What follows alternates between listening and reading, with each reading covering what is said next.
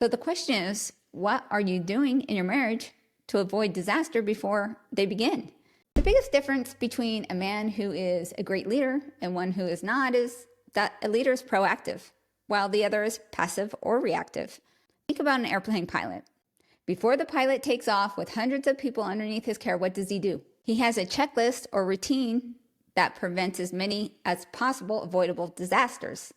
His checklist, his routine, provides a solid framework in which he can lessen the chances of catastrophic disasters from happening in the first place. Now, this doesn't mean that there won't be any disasters at all. And when those arise, he will use his skills and his trainings to deal with them as they come. But his proactive measure of going through a standard checklist and routine before every flight greatly reduces that number of potentially catastrophic incidents from happening in the first place. So the question is, what are you doing in your marriage to avoid disaster before they begin?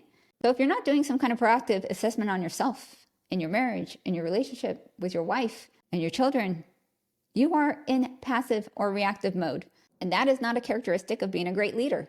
So many marital issues could be avoided with just a small amount of proactivity. But far too many men live in a passive or reactive mode, and their marriage reflects it.